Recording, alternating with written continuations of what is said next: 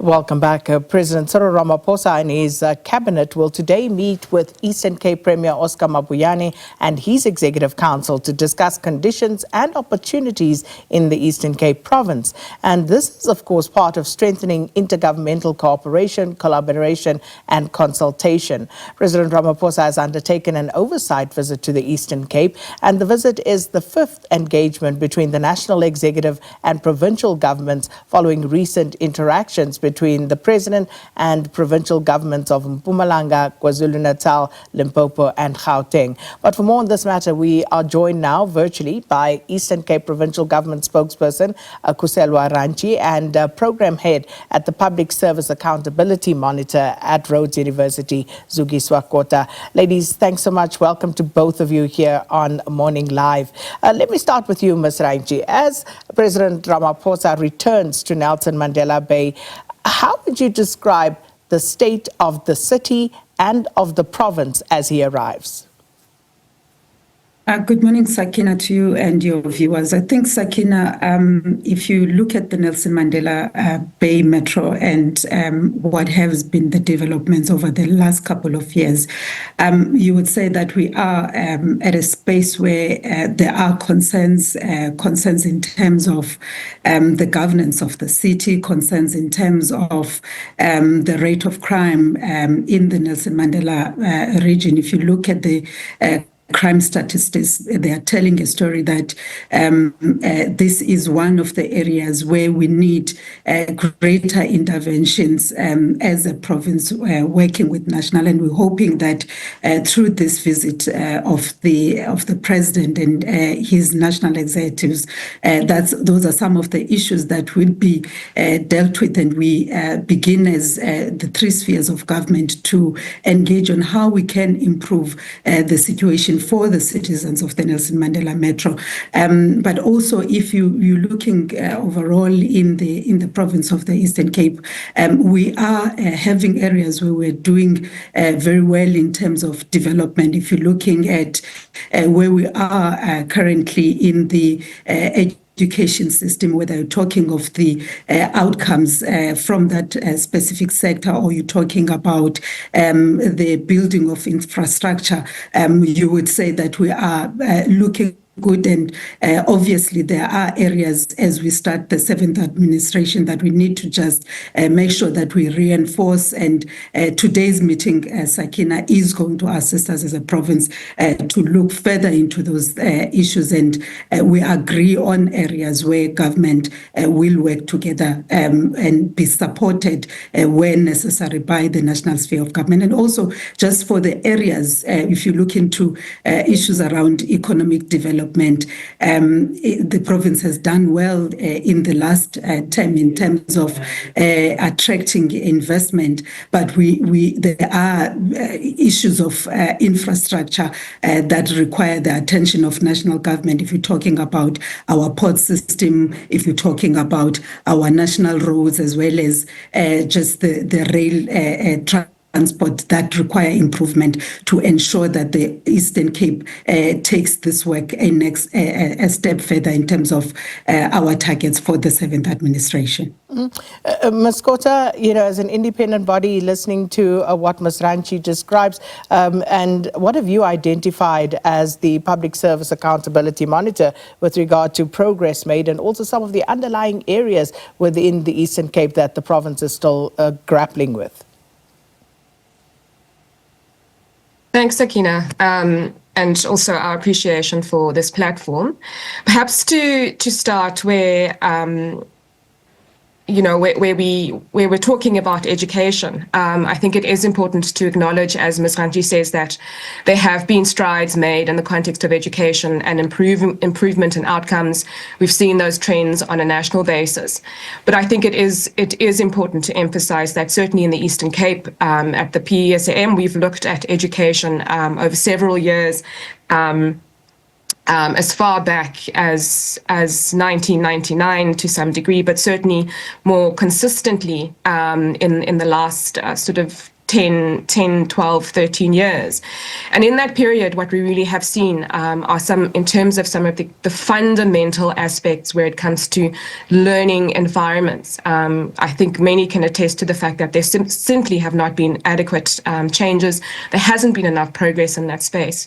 And so on the one hand, certainly acknowledging improvements and outcomes, but I think we must also talk about some of the lived experiences, not just of learners in the context of education, but when we talk about basic service delivery. And I think one of the things that we'd really like to speak about and to interrogate further, and as far as the presidential visit and the oversight visit, is what this means in terms of not just a metro like Nelson Mandela Bay, but across all municipalities, what basic service delivery and the lack thereof in many instances means, but also what really, in terms of accountability and change, we can expect, not just today, but certainly in the context of the Eastern Cape, what needs to happen, what must change. And so some of those questions I think are important to interrogate and discuss. Indeed.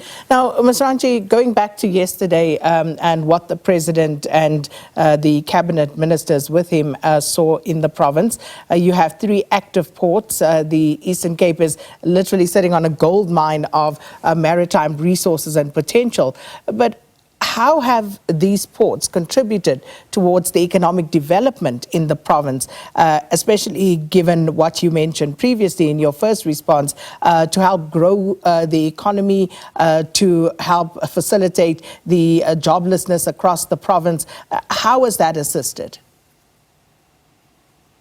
Sakina, it has assisted quite a lot.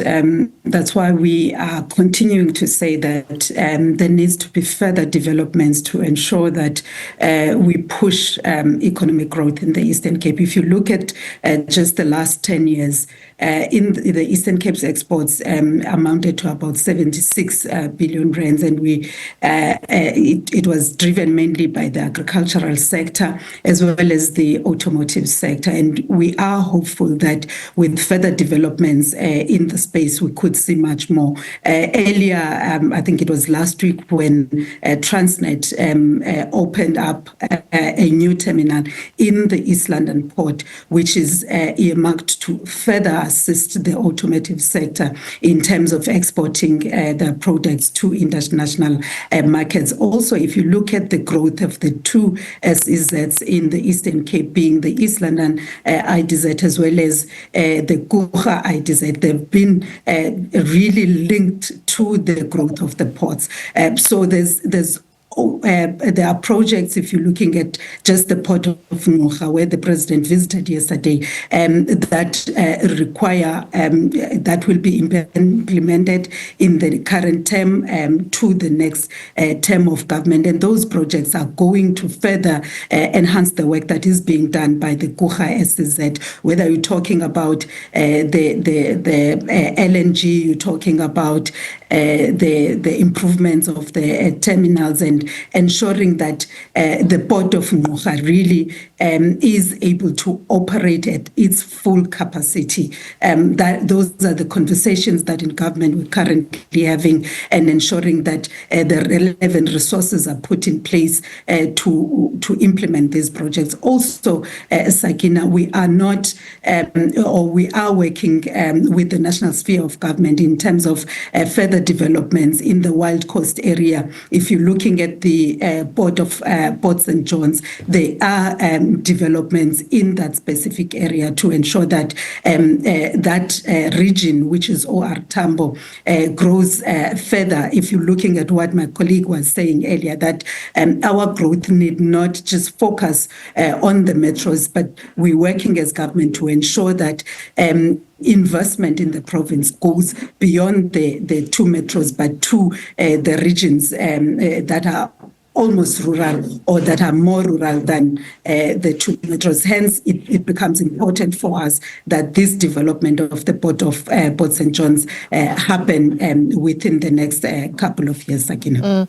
Before I go back to Ms. Kota, regarding those investments, Ms. Rantjie, the Auditor General, that report was quite damning, highlighting the rot in the province's municipalities, the lack of appropriate action, leading to the provincial legislature also being called out by the auditors for failing to do its job. So what is the plan to turn around the situation regarding that?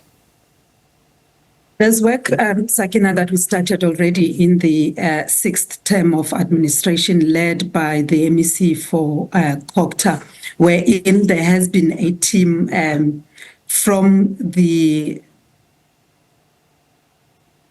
there's a team from that is inclusive of Treasury, Kota, as well as the Office of the Premier, that is supporting the various municipalities in terms of audit improvement plans.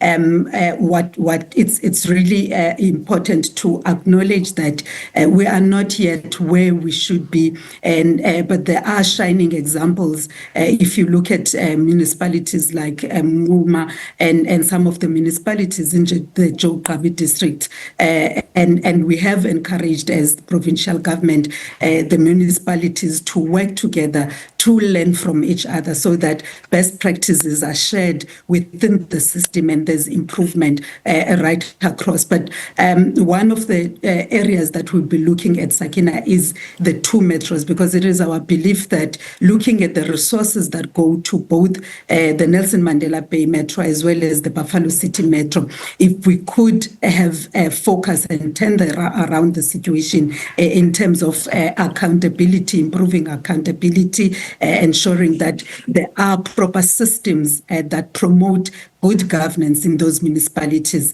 we will have improvements right across the province, especially your local government sector. Only problem is that has been said for so long now. But Ms. Kota, if I could bring you in there, what needs to be done by government to strengthen governance systems and deliver on the many promises that have been made over the years? That's a good question, Sakina. And I mean, the sad state of affairs is that we could actually speak at length. We could be sitting here for hours talking about the various contextual issues and realities that simply have not changed in the Eastern Cape when it comes to infrastructure maintenance, when it comes to water provisioning, when it comes to very basic services, as I was saying earlier. So I think it certainly is important to highlight those, because those are some of the things that really speak to the breaches of human rights: access to water, access to clean living environments, and the ability of people to just simply make a good living. But I think the systemic questions are those that the president should be tackling and addressing in his visit.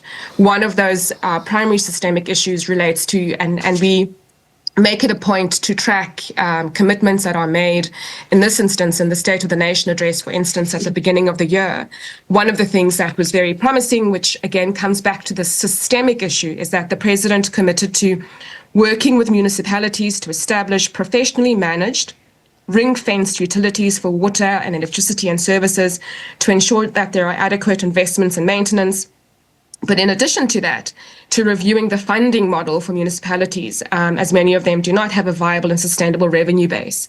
So when we start to interrogate these systemic issues, to avoid coming back to the same questions and the same issues year in, year out, it is important then to ask, what conversations is the president having with his provincial counterparts or his, the provincial executive, in order to give effect to these promises? The other promises that were made, Sakina, relate to ensuring a professionalization of the public administration. What conversations, what changes are going to be effected in order that we're not coming back to complain about vacant posts, vacant critical municipal posts, junior staff that are placed in positions that they shouldn't be in, compromised recruitment and appointment. And so I think those are the systemic, fundamental issues and changes that are needed in a system. And lastly, we spoke about, or you touched on this aspect of oversight. We cannot leave our parliamentarians out of the equation. And I think it's all our duties to highlight within an accountability ecosystem that it's not just about the officials and the administrative staff and the politicians, but that certainly our ward councillors need to come to the party, need to do their jobs, as do MPLs and MPs within the National Assembly. And I really think that those are some of the things from an accountability perspective that we cannot get away with. Talking about the same issues year in, year out won't get us anywhere. Well, it is day 2, but thank you so much, ladies, for weighing in. Zukiswa Kota, head of a monitoring and advocacy program at the Public Service Accountability Monitor, and Khuselwa Rantjie, who is the Eastern Cape Provincial Government spokesperson, speaking to us about President Cyril Ramaphosa's oversight visit to the Eastern Cape. And it is day 2. SABC News has got you covered. Samkela Maseko is there for us today.